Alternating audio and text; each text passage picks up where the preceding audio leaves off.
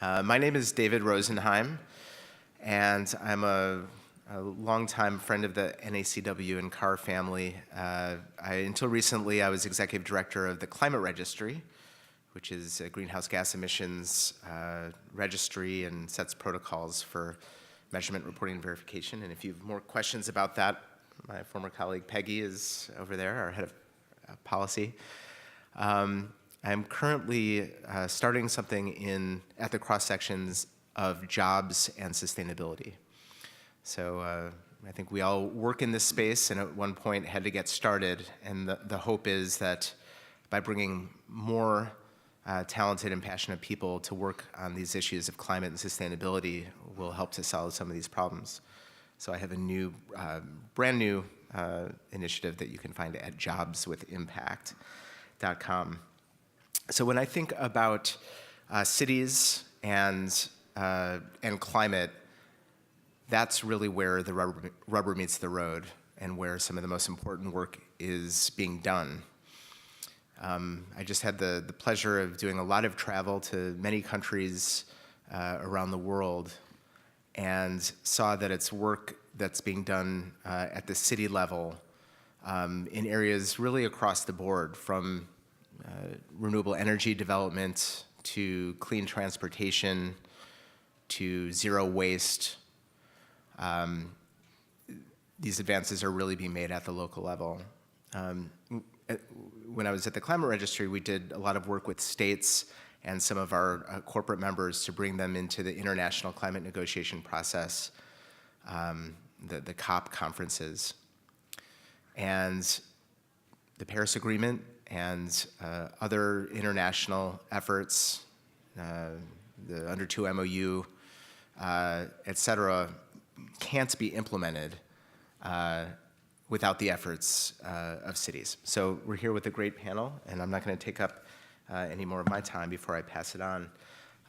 So I'll introduce these guys briefly and ask them to share some introductory remarks, to talk a little bit about their work, and we'll get into a conversation about it. This is a small enough group, I think, that we can be responsive, so if questions come up along the way, please don't hesitate to throw up your hand, and we'll certainly save some time at the end for more of your questions.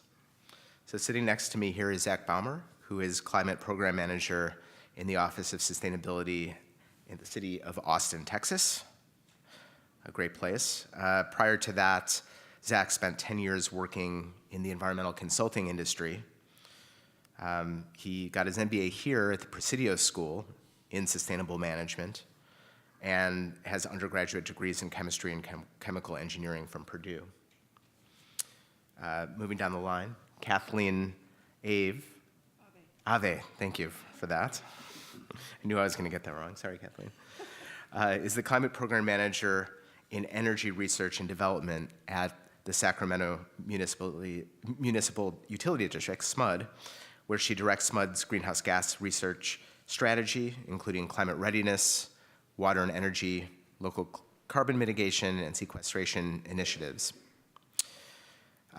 She is a graduate of the Coro Fellows Program in Public Affairs and holds an MBA from the University of Washington and a BA from Cal Davis. And last but not least is Wendy Goodfriend, Dr. Wendy Goodfriend, who is program manager at the San Francisco Department of Environment, where she leads their interdisciplinary team that works at the nexus of climate, green building, and environmental justice. Prior to this role, she provided leadership to the Adapting to Rising Tides climate change planning program at the San Francisco Bay Conservation and Development Commission. And before that had extensive work in natural resource planning and environmental outreach for the state of Connecticut. So we're going to have a little bit of we're going to duke it out and see which is the greenest city between Sacramento, Austin, and San Francisco. We thought it would be good to bloody things up a little bit to keep you guys awake at the end of the day. So let's think of some questions that can really push them a little bit so we can make that determination. Zach. All right. All right, thanks. Thanks for the introduction. Thanks for having us. So who all's been to Austin, Texas before? Nice, most people. Who's been to Barton Springs Pool? It's the best place in Austin. Okay, so I've been with the city of Austin for about 7 years. Sustainability work in the city of Austin has been, we've had a sustainability office in the city manager's office for about 8 years. Climate work in the city of Austin goes back to 2007. We had a mayor, Mayor Will Wynn at the time, who was kind of a national sort of leader with the initial sort of U.S. Conference of Mayors push for climate leadership in the mid-2000s. He and the city council at the time kind of got our initial goals passed and sort of initial movement towards addressing climate change. That initial body of work was really focused on our power utility. The population in Austin is about 1 million people. The Texas electricity market is largely is deregulated, but in Austin we still have a municipal utility, a monopoly in Austin that's run by Austin Energy. You've probably heard the name Austin Energy before. So Austin Energy was kind of the initial focus of the climate effort in Austin. Our city council is basically the board of directors for that utility, and so has jurisdiction and management over their generation planning decisions, goals and targets on renewable energy. We own power generation. The next sort of big thing that that happened in climate action was in 2014, our city council adopted a target of net zero greenhouse gas emissions by 2050. And so we went on a year-long planning process with all of our environmental stakeholders in town and came up with our Austin Community Climate Plan, which is a plan to, get us moving in the right direction towards net zero emissions by 2050. The real focus on actions is really kind of the 2020 to 2030 timeframe. And the major sectors of emissions in Austin are the power utility, Austin Energy, which is about 50% of our emissions, and then about 40% comes from transportation. And then the last tiny sectors are natural gas usage in buildings, emissions from landfills, and the semiconductor industry. We have some semiconductor manufacturing in Austin. So the most success that we've had sort of so far with implementation of our climate plan has been with Austin Energy. So back in 2007, we were basically at 0% renewable energy. Now we're up to almost 40% renewable energy, largely large scale. So 1,200 megawatts of wind, 300 megawatts of solar, 77 megawatts of local solar. We've made lots of progress with renewable energy in Austin. That's largely driven by economics and largely driven by the renewable resources that we have in Texas and sort of like the Texas statewide push for renewable energy, which has been exciting. So now the sort of focus going forward, because we've made so much progress with Austin Energy, the most recent thing that was adopted was last year. City Council updated their generation plan, and now the target is 65% renewable energy, and then when you add on nuclear, it's 90% carbon-free power by 2027. So we're essentially getting there with electricity. The challenge really becomes transportation. Austin does not have a major rail system. It does not have a major public transportation system.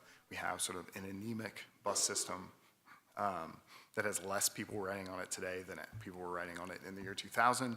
75% of our trips in Austin are drive-alone trips in in gas-powered single occupancy vehicles.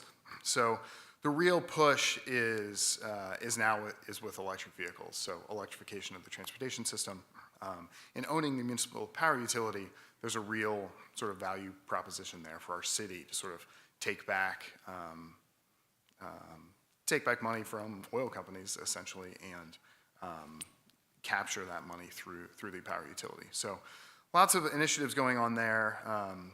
The last sector the last major sector in the plan is waste. So we have a zero waste target of zero waste by 2040, implementing all sorts of ordinances and resolutions and regulations around mandatory composting, mandatory recycling. It's been a battle with recycling, with composting in Texas. We've reached, I think we're at about 35% diversion rate right now, and we've sort of plateaued. And so there's sort of trying to reassess the situation and trying to determine how we can sort of like continue to make progress in that area.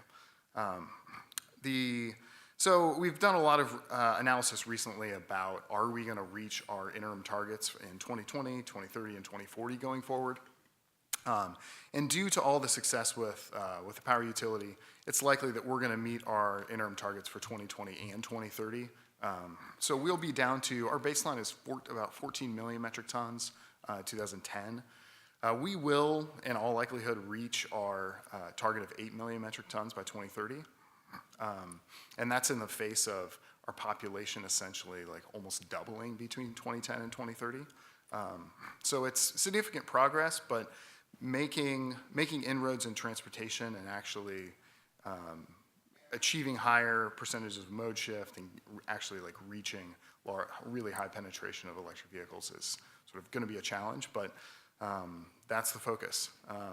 Two sort of other final things that we're sort of like initiating right now are initiating conversations with our natural gas utility about improving leak detection, fixing more leaks, but then also thinking about renewable natural gas as well as thinking about electrification and our building code and sort of moving in some cases to sort of like move away from natural gas and disconnect from the natural gas system and actually like electrify the building sector. And then the last piece is with the semiconductor industry. It's interesting, in semiconductor, there are 4 semiconductor fab plants in Austin. And those plants use lots of fluorinated gases, and due to sort of EPA regulations, they aren't required to destroy all those gases. So there's a lot of venting that goes on. So we have a partnership with those semiconductor companies and are trying to figure out sort of like partnerships for them to voluntarily reduce those emissions and figure out how to make that work. So there's a lot more stuff to talk about, but I'll sort of stop there. Thanks, Zach. Just a quick follow-up. The picture you painted of public transit is kind of bleak and something that's being repeated around the country. I heard recently that 35 of 37 public transit systems in major cities are down significantly in their ridership. Also, carpooling is significantly down. Across the country, we're at about 10% usage and had been at one point at 20%. So you mentioned EVs being a focus of your strategy. What is the uptake of EVs so far? How in terms of consumers in Austin? Yeah, with electric vehicles, it's the highest of any city in Texas. I mean, I think we're up to like 6,000 electric vehicles. The utility has major incentives for workplace charging, for home charging, but we need to be doing more. So it doesn't help that the state of Texas isn't really helping. That's been the interesting thing for me to see in this whole conference is all of this collaboration and connection with the state. And in Texas, that's just not really a thing. So we're, in Texas, Texas is a local control state, so, local jurisdictions have control over a lot of things, and it's sort of the state of Texas's job to kind of stay out of the way. And if we push too hard and push too far in certain areas, they will come and intervene. So it's there's always kind of this dance of how far can we push without sort of getting the state noticing what's happening. Thanks. Kathleen? Yeah, thank you. Hi, everyone. Thank you for sticking around to the bitter end. Before I start, I want to recognize my colleague Martha Halak, who's here also from SMUD. A lot of SMUD people come to this conference because it's such a wealth of information. Martha is in our environmental reporting group, and she's also the only person I know who regularly cleans out her email inbox. And in the energy business, we like efficiency, right? It's like impossible, but Martha does it, so there you go. And then a personal disclosure, I come at my work for SMUD with the mindset that the situation we're in is beyond urgent. The material that Dr. Ramanathan presented at the opening keynote about how close we really are to catastrophic changes, to me, this is the house is already on fire situation. So I look to use the position that I have within SMUD and within our regional climate collaborative to figure out how can we do as much as possible with the limited resources that we have as quickly as we can. And so I'll start with SMUD. Like Austin, we're an independent municipal electric utility, electric only. We have our own independent elected board of directors that serve Sacramento County, which is a population of roughly 1 million, a little more, and a lot of autonomy. So our elected board sets our policy. We're not regulated by the CPUC. Some of you may know SMUD because we ran a nuclear power plant in the 80s. It was shut down by a voter referendum in 1989, and I mention it just because that event really put SMUD on a trajectory to accelerate investment in local generation. So cogeneration plants were built in that area, as well as our most efficient natural gas-fired power plant. It really, got SMUD into a leadership position with respect to renewables.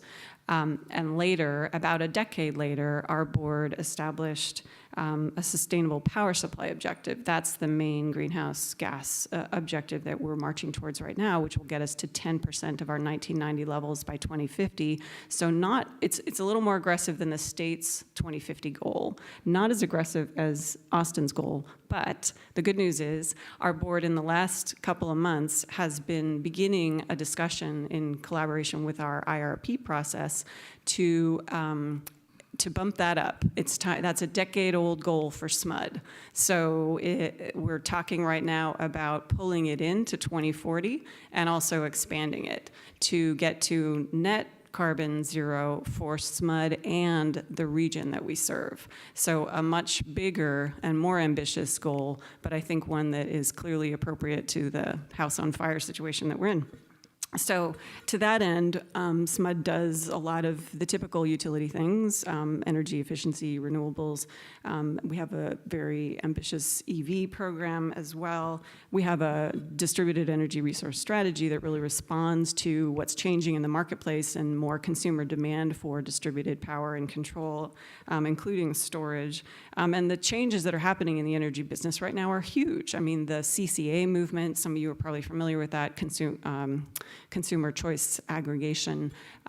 It's like wildfire right now, and all of those pressures apply to SMUD, even though we don't have that happening within our service territory. We're actually mobilizing, and now we provide service to CCAs in other parts of the state to help them make more progress, because that's driven by an interest in cost and also accelerating renewables, which are things that we like. Just quickly, I want to share some of the highlights from my research portfolio, and then I want to spend a couple minutes talking about the Climate Readiness Collaborative, because that's the place where I do a lot of interaction with the local governments. In the R&D organization right now, our climate program has an effort looking at forest health. We have a big hydro project. It's the project that formed SMUD, and it's very vulnerable to wildfire and drought. And so we're looking at ways that we can assist the Forest Service with forest thinning efforts and study how much that actually helps get more water into the streams. So that's a long-term effort. We also started a natural refrigerant incentive program. It's the first incentive program that we've offered that's based on greenhouse gas emissions reduction and not kilowatt-hour reduction, because sometimes those systems actually mean you use more energy. and so far, it's still getting off the ground. Those are really expensive systems, and so they take a long time to design and plan. But it was a first of its kind, and we're really hopeful that we see some uptake for it, because that deals with HFCs, and refrigerants are one of the most super polluting of all the greenhouse gases. So it's an important part of our portfolio. We also last year did an assessment of the carbon storage potential in the land base in Sacramento County, and we did that with partners, the Environmental Council of Sacramento, as well as the Nature Conservancy and SACOG, our Metropolitan Transportation Planning Organization. And it was looking at, based on current land use and land cover types and carbon intensities of, what's on the land, how much carbon is stored there, and how would that change with different growth patterns. And so that was a first step. It was not a field study. There was no field verification of the storage estimates. So, we have some next steps to do, but it's a starting point, at least, for really understanding how we could contribute to that pillar of the state's climate strategy. And one of the projects that we're exploring right now is, I think, a really exciting opportunity to help with they call it farm to fashion. So improving soil health, helping ranchers who are interested in creating climate beneficial textiles, creating the fiber, and then having that be processed into textiles locally as well. So a whole new twist, and some interesting economic development potentially to layer on top of renewable energy as well as good land practice. And then we have what's called a Living Future Project Accelerator. Has anyone in the room heard of the International Living Future Institute? Darn. Okay, good. So I'd encourage you to look up ILFI, livingfuture.org. It's a very ambitious building standard. Buildings that achieve that certification have to generate 105% of their power on site. They have to treat their water on site. And there's a whole host of other requirements around toxicity of materials or lack thereof, and livability. And the buildings have to perform for 1 full year before they are certified. So it's none of this check a box and, with a design approach. It's actually how does the building perform when it's occupied after commissioning, and does it fulfill its promise? And we have experienced over and over problems with LEED buildings that don't actually perform the way they were designed to. So anyway, we started this accelerator to provide funding to help get projects registered. We actually have one building that's in the final stages of being certified in Sacramento, and so we're trying to seed more. And those are things where, maybe that'll never become the majority of the market, but projects like that really attract the most ambitious people in your community, and they also flush out issues with local government ordinances and codes, because, for example, one of the requirements is to use the landscaping for food production, which is not allowed in the city of Sacramento. They ran into a rule with that. And then the water treatment on site requirement, that ran into a problem at the state level, because they would have had to have become a water district in order to treat the water for more than 25 employees. So, pushing the envelope, you end up with, at the end of a project like that, a list of, these are the things that we have to change in order to really expand projects that are this ambitious. So then readiness, we also study every 4 years. We do a scientific assessment of basically the exposure, what the current science is telling us about the physical risks that we can expect SMUD to experience in our service territory where we deliver power, but also all the places where we transmit it and where we generate it, and the supply chains that support it. And that work is what led us to participate in the development of this Capital Region Climate Readiness Collaborative. And our website is www.climatereadiness.info.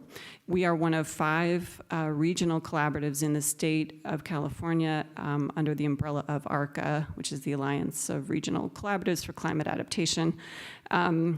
loosely organized, and the governor's office is an ex officio member, and there are a couple other regions that are considering forming collaboratives.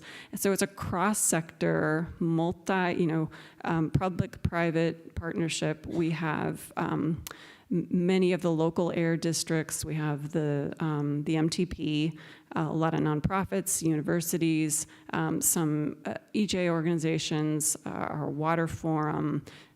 It's a real, and even a religious organization joined. And so it's a really interesting cross-section of groups, all who have an interest in climate preparedness, and who are willing to look a little longer term at, the problems that our region faces and figure out how we can solve them.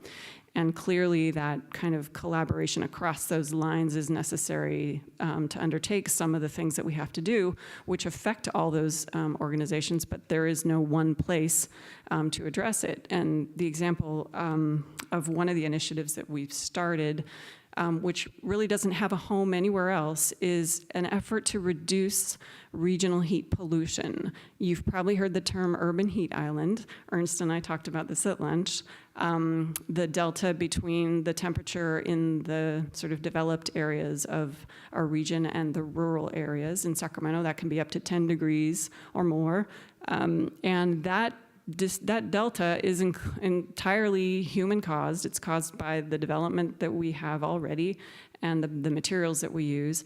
And so keeping pace with global average temperature increases, being able to reduce that delta is one way to really maintain the livability of your city, keep your trees alive, help reduce water use, and improve the health of your residents.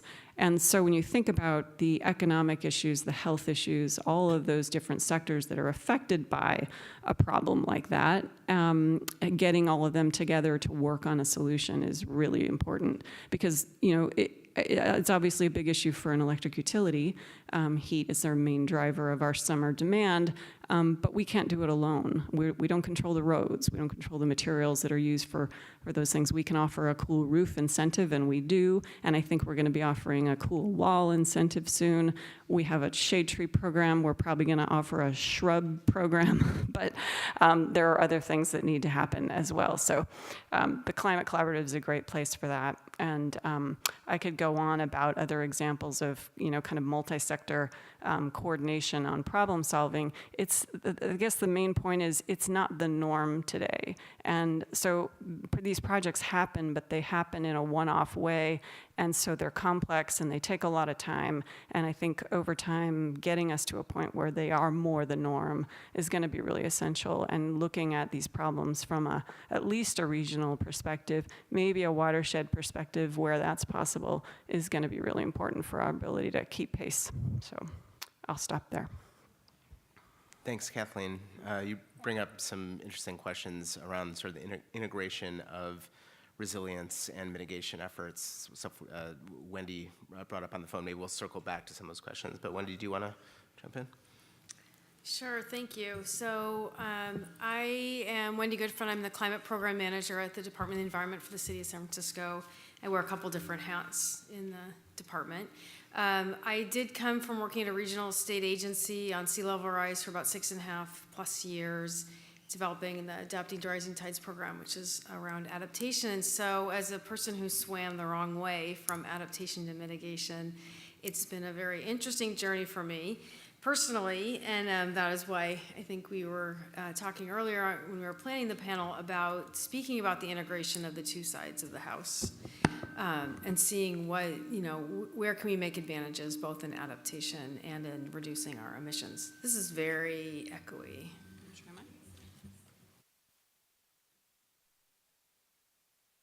Sure. It's both Friday afternoon. Oh, that's so much better, and I don't need to torture your poor ears, right? So I can speak a little bit about the City and County of San Francisco and our climate program and the strides that we have made to reduce our emissions. So San Francisco, last year in 2015, we exceeded our 2017 emissions reduction goal by a couple of percentage points. We were targeting a 25% reduction by 2017 over our 1990 baseline level, and we achieved a 28% reduction in 2015, a couple years early, a few percentage points below what the target was. So that was a joyous moment for us. And it also is within the context of our overall population growing about 20% and our GDP up about 78%. The earlier results now we're on track to hold steady on that 28%, sort of edging down a little bit on our total amount of carbon emissions. And we're growing more rapidly. I think our GDP is up about 111% and our population's increased. So I think what we're starting to see, as other folks have noted, is that we have really made great impacts on some of the sectors for emissions where they were easy, and now we're getting into the harder pieces, right? So alongside of our goals of 40% reduction in 2025, which is really around the corner in terms of planning timeframe, and 80% below 1990 levels by 2050, we have a lot of other sustainability goals and targets that frame the climate action. And we call that in San Francisco, for a long time, it's been called 050 100 routes.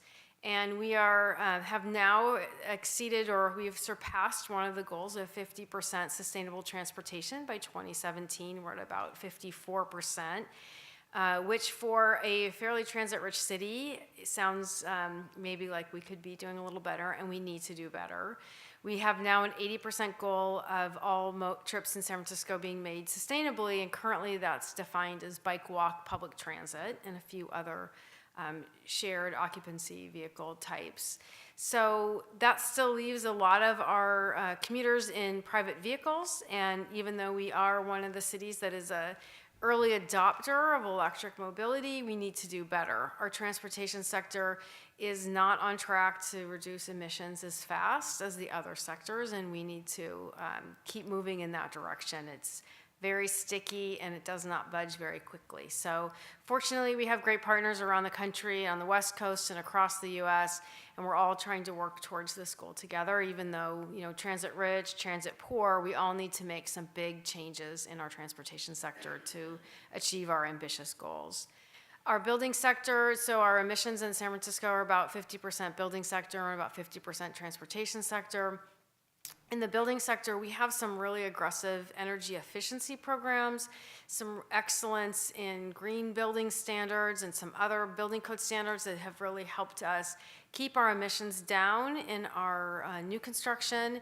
We are looking intently at our existing building stock, which is challenging to retrofit, and we're starting to think of different ways to go at this, not just through policies and requirements, but through true empowerment, trying to get the word out that it's good for you as the building owner, it's good for you as a single family homeowner to really make the changes in your home to bring down your energy and emissions, and really starting to think about the transition to clean electricity away from natural gas in the long run.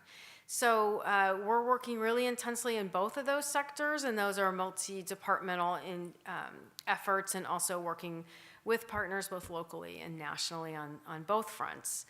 Our waste sector, we are very fortunate. We have an incredible zero waste team, and we have an amazing zero waste program. We have something like an 83% diversion rate out of landfill. That said, and we have just rolled out a new program that we have a wonderful facility that accepts almost everything for recycling and composting. Very, very, very, very few things have to go to landfill. We have a new rollout program if you're interested in collateral around recycling. We have a great new website. You can create your own sticker in English, Chinese, or Spanish. Make your own. There's imaging you can put on your sticker for whatever you think. If you're a business, if you've got 5 or 6 kinds of waste or that are going to compost bin or going to recycle, you can make your own sticker. So our team is super proud of that. They heard from businesses they didn't like the stock stickers or the stock collateral we were providing, so we're giving people flexibility to put on their own recycle and compost bins, things that they see every day. Even still, we are still seeing small increases and troubling increases in emissions from our waste sector. We've seen an increase in wood waste going to landfill. We are incredibly concerned about that because of the intensity of the building and what's happening with wood waste. Overall, we're worried about the lack of alternatives for wood. It used to be there were better alternatives. We're currently maybe on track to send more wood to landfill than we can tolerate and then the region can tolerate. And so we have a new project that's working at a regional scale, and we're working intensely in the city on deconstruction versus demolition and on really thinking about wood waste as sort of one of those new thresholds if we don't, that we could surpass, and we would start to see our emissions increasing in the waste sector, which is absolutely not what is acceptable for the city and county of San Francisco or elsewhere. So those are some of the ways that we frame our climate action planning through those main goals. We also have a roots goal, which is to increase the greening, the urban forestry, any of the green opportunities to sequester within the urban environment. Anyone who comes from a very urban place knows that it's very challenging to demonstrate the benefit of greening beyond. There are so many benefits of greening, but to demonstrate the benefit of greening on our emissions inventory, it's not really what drives our greening, but we are trying to connect better to our overall climate action goals. And just lastly, we are kicking off a new effort to be compliant with the state of California to develop a full hazard mitigation and climate adaptation plan that will also is being developed at the same time as our climate action strategy update. So it's giving us an opportunity in real time to seek integration in policies and incentives and planning and communication around both sides of the house. So one, we'll see how that goes. It's at the cusp of sort of a new state of practice. So we will all be figuring it out together. Thank you, Wendy. One just clarification question. How do you define sustainable transportation? Well, so for a very Seems a long little time, vague. it is a little interesting. So the MTA, our transportation agency, is the keeper of that goal and is the keeper of the definition. And so for many years, it is bike, walk, and public transit.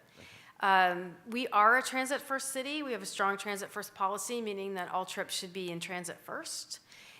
Within that transit-first policy, historically, taxis have been included as public transit or in that definition because they support public transit options for folks that need to connect for last mile or that are mobility challenged. So, and all our taxis are hybrids currently, and we're really thinking about how to get our taxi system electrified at some point. So we work closely with the taxi, or MTA, our agency works closely with the taxis.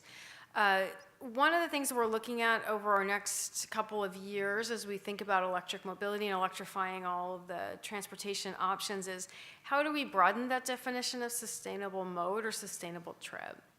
But how do we retain the strong transit first and vision zero intention of San Francisco in electrifying mobility? We are a congested city, and we remain congested, and we would like that to change. So this sort of trying to move all benefits at once has been very tricky, but I think we are committed as we get to that goal of 80. The commitment is to not shift the definition to achieve our goal, but to really remain on track towards transit first and high level of safety and emissions reductions at the same time. And this is a question for anybody, but particularly in Austin and San Francisco, are congestion fees on the table? No, there's, Texas has been big on toll roads, and so there are some cases where they're giving advantages to, HOV, and they've looked into giving it discounts to electric vehicles to travel in like express toll lanes that have been added.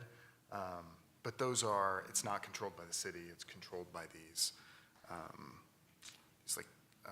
don't even know what you call them, mobility authorities that own and control the toll roads. So yeah, it's something that people like to bring up and talk about, but we need expensive parking before we can even get there. How about here in San Francisco?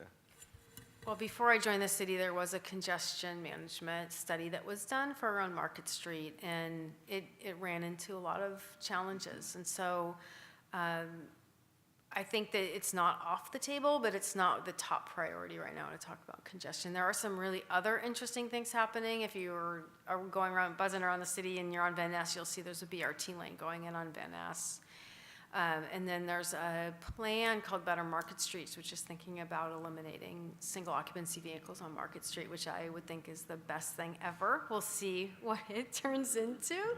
Long process.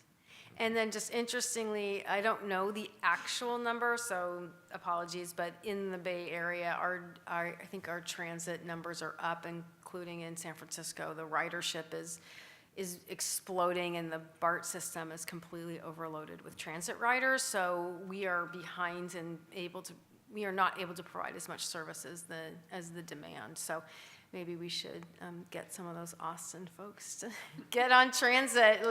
It looks a lot better when it's not crowded. So I'm going to open it up because in just a minute, so think through your questions. But I do want to ask, I have a bias these days to thinking about jobs. And could you guys just speak to what sorts of jobs you're seeing in the greener sustainability sectors, either within your agencies, company, or jurisdictions?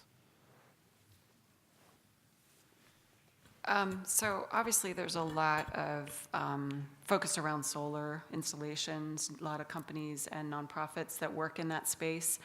And I think there's a lot of interest in certain neighborhoods of Sacramento in what I think of as a real ground-up ownership model for renewable energy. And the whole intent is job creation and growth. And in this vein, rather than the way we've sort of operated in the past, for example, with our solar shares program, where people who live in an apartment or just don't have the ability to put solar on their own roof can buy into a solar shares program at SMUD and have their electricity covered by solar. We've contracted with third-party providers who've built solar farms in Sacramento or other places. Most of them have been in Sacramento, and one of them was built on top of a closed landfill, which was great. It didn't, disturb farmland, but it was sold. The original partner was a multinational solar developer, and it was sold to another large national solar developer. So that company doesn't have any connection to the community. And so we're looking at ways that we can evolve that model so that a community, organization can be in that ownership position, and kind of change the business arrangement such that there's mutual benefit. SMUD can assist with the power purchase, but there can be local control, an opportunity for business owners along a struggling commercial corridor to contribute or to participate in this and have their energy demands met by it with backup from the grid. So, and that's, we have a pilot project going right now that has some DOE funding that we're really hopeful can help demonstrate that model. It's being done with one of the members of the Regional Climate Collaborative, a group that does a lot of energy efficiency installs in low-income neighborhoods. And Great. Thank you. In Austin, I'll just say quickly three things. So the first one is connected to Austin Energy, through their rebate and incentive programs for electric vehicle charging stations, for demand response and energy efficiency, for solar. And we actually have our own green building standard in Austin. So around all those programs, Austin Energy does a lot of work to sort of like cultivate the green community in sort of like the building transportation sector. So there's a lot of sort of direct connection and support that the utility does to connect with those local industries and support them, because they need each other to sort of be successful. The second one with our solid waste utility, which is called Resource Recovery, they have been sort of like pursuing more and more this concept that they talk about more in Europe called circular economy. So we have 2 different programs where there's one called reverse pitch, where businesses pitch waste materials and then try to get like startup businesses interested in using waste materials to create a new product. And then the other one is the Austin Materials Marketplace, which is very similar, where there's like it's almost like a listserv where businesses post like bulk waste materials that they have and then try to attract people to take those waste products and use them as inputs for other things. Then the last one, I know the Bay Area has this, many places have this. We have a green business program. It's like a certification program for businesses in Austin. We have over 200 business members, everything from, Dell and the biggest tech companies down to like small restaurants. So those are all green jobs, but it's a way for the city to sort of connect with businesses and cultivate kind of that ecosystem of people in the community that are engaged and care and are motivated to take action. Great. Wendy? So it sounds maybe a little, what's the word? I can't think of the word Friday afternoon. Interesting that a lot of the policies that have been passed by the city of San Francisco over the years, especially the bag ban and styrofoam ban and the really strong composting and recycling ordinance, have actually created many, many jobs. I think the need to be at a very high diversion rate in our waste have actually created new job opportunities. There are groups of folks that are hiring individuals to sort waste. It is challenging at a place like this at different hotels, the waste sorting, to sort the streams, and they have crews that come in and do that. And those are good paying jobs for people with limited skills or places that, skills that they cannot, limited skill sets, so they can't get other jobs or they need part-time employment. The Recology Recycling Center, which is a thing to see. I had not been there before. I thought it was absolutely amazing. Hires local employees to work on the line, and they are very well paid. And it has created a number of very local, hyper-local jobs in the city and county of San Francisco. There's also some green job training programs, and one of the things that we're really looking towards in terms of electrification, both in the building sector and the transportation sector, is workforce development, seeking grants with partner cities through some of our through some of our networks, to really be thinking about workforce development and green job development, as we know we're going to be sort of moving that slow march towards beneficial electrification. And then just lastly, I think I mentioned the wood waste and the demolition versus deconstruction. One of the things that is really intriguing is in Portland, they passed I think it was an ordinance or a policy that there has to be deconstruction, and that opened up a whole job opportunity for folks. And so they have a paired training program. They're looking for especially people coming out of prison with felonies, and retraining them to do deconstruction, which are really good paying green jobs for people that may struggle to get other jobs, because it is handwork and it's not like the bulldozer model. So we're really excited about connecting one of our potentially emerging challenges with other benefits beyond just the emissions reductions and avoiding waste to landfill. Awesome. Thank you. Any questions?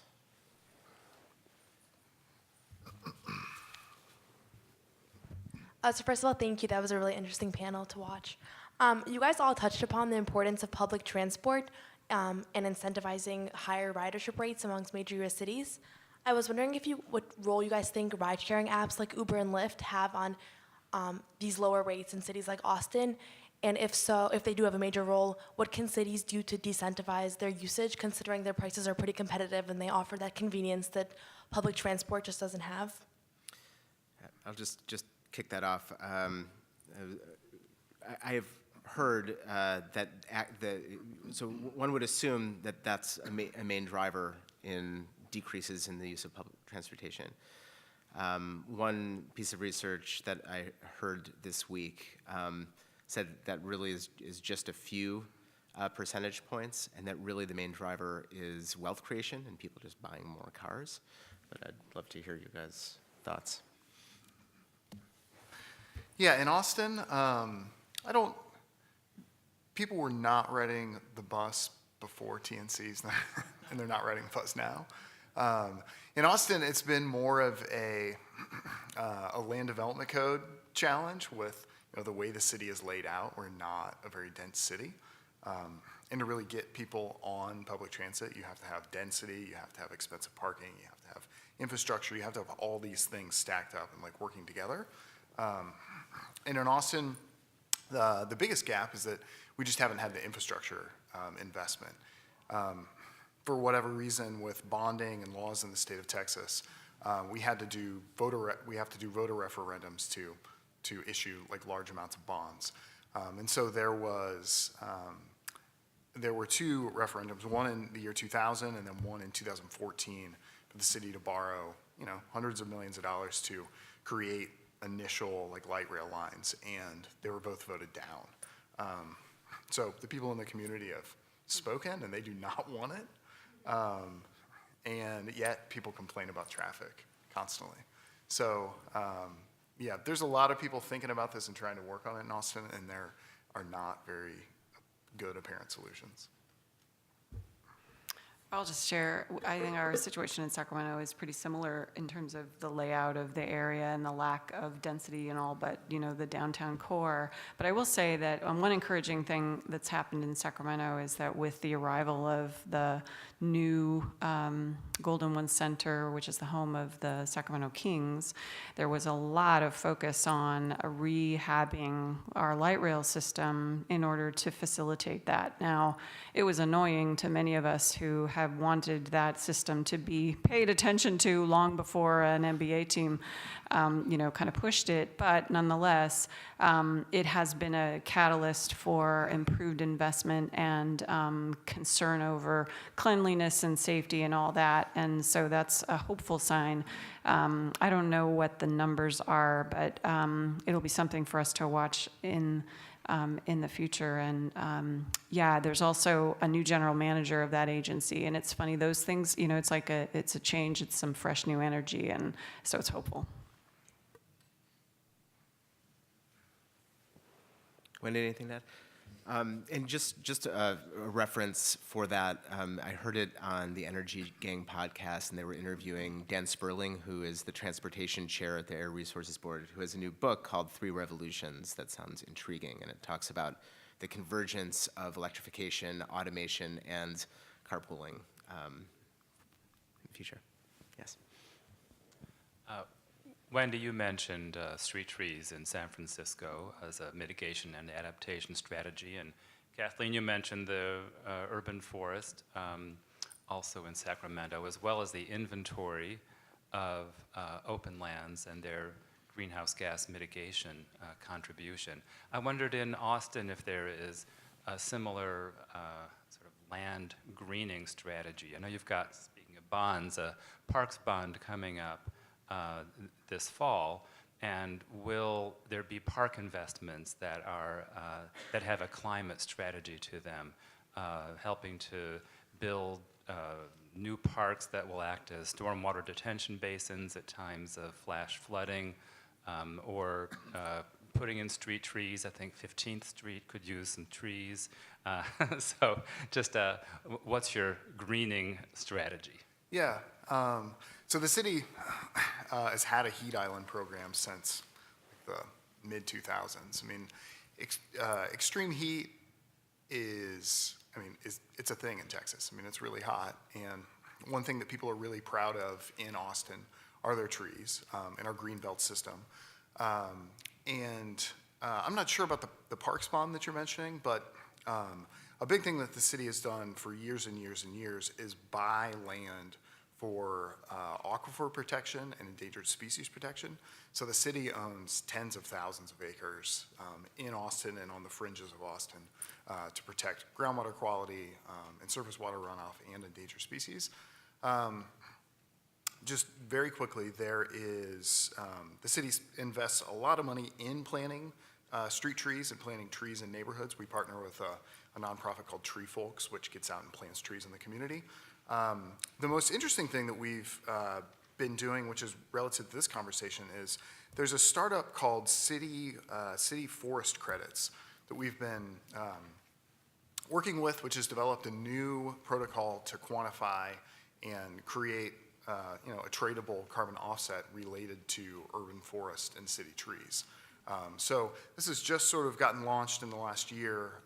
We're one of the first cities that's doing a pilot with them. And it's about increasing canopy cover, planting street trees, as well as like preserving existing areas of urban forest. So. I don't think they are. They're sort of taking the voluntary, like, national corporate, like, road. Yeah, it's interesting. It'll be interesting to see if it's successful and where it goes. Wendy, did you want to jump in on that? I mean, I would just say that, we've had some changes in how we're managing our street trees, and I think that the city is really excited that we have our program is improving, and we have a section in our office around biodiversity and urban forestry, and I think we're starting to look at, what can we do about, we need some more revenue for trees and street trees in particular. So how can we generate some revenue, whether there's some kind of carbon offset program, which is challenging to document at that tiny scale. So I think we're looking and hoping to learn from other places that are piloting. I will also just wanted to mention that we have a better roofs ordinance now in San Francisco, which passed last year or the year before. And so buildings under 10 stories either need to have solar or a green roof. And in our Central Soma plan, which is either passed or passing like this week, all buildings will be required to have a green roof element. So where our land is limited, we are looking at our roofs as Chicago has done for years and years. And so hopefully, maybe if you're a bird, San Francisco will start to look greener, or if you're in a very tall building. Excellent. I think we have time for one more.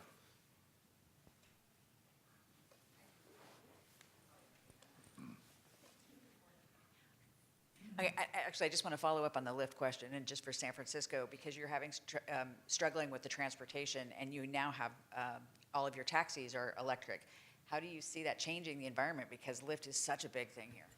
So our taxis are currently hybrid. Or hybrid, We're okay. hoping to help them electrify, but we need to help them do that.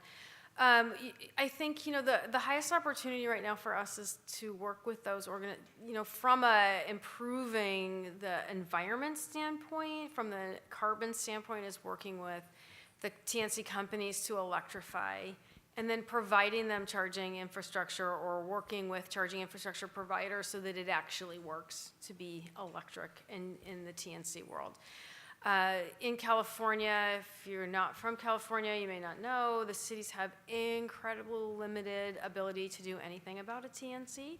We don't regulate them. The CPUC, I believe it's the CPUC, regulates the transportation network companies. So we are hamstrung currently, even if we wanted to try to do something about changing our rules, where they stop, where they pick people up. Any of those things we don't have control over. So we're working with the state on getting some, thinking about what's a reasonable approach. There is a role for all modes, and I think the city, even as a transit-first city, a strong transit-first city, recognizes that there is a need for alternative and emerging mobility modes, but we need them to enhance and promote the transit that we have and that we're operating. So first best, I think, approach is to help them electrify, encourage them to electrify, and some of the companies are really starting to do that.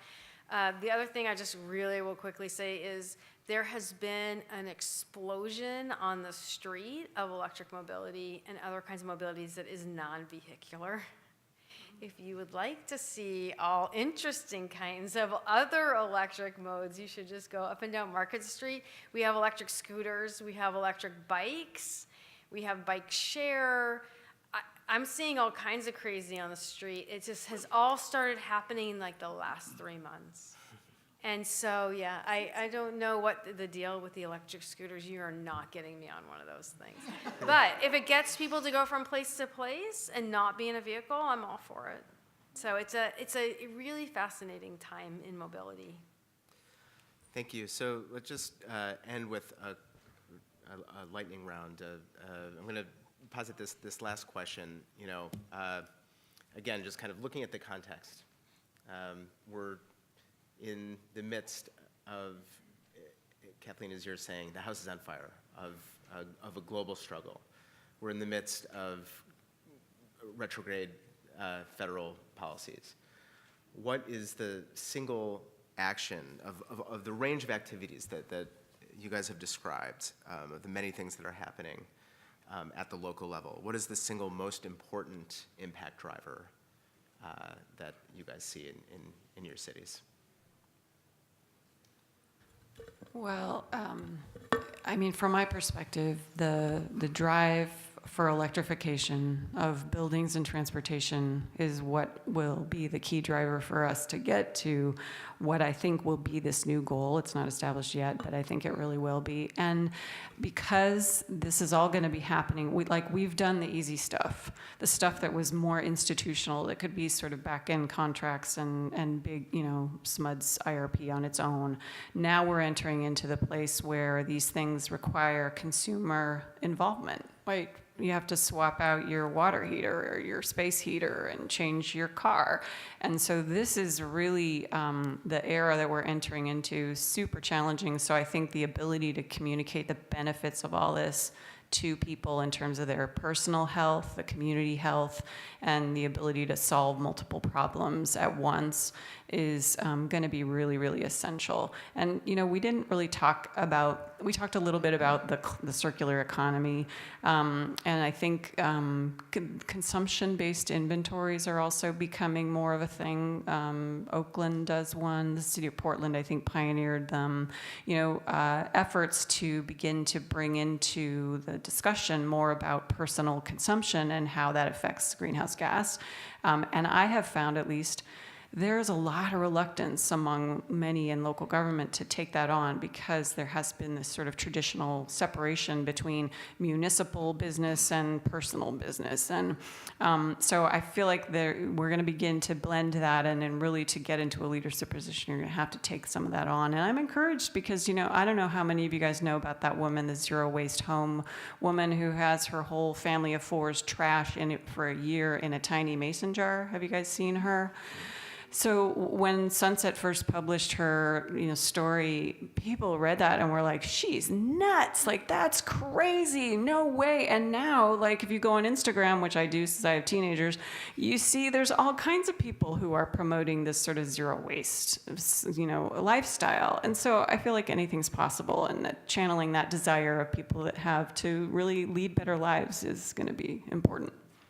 Thank you. Wendy?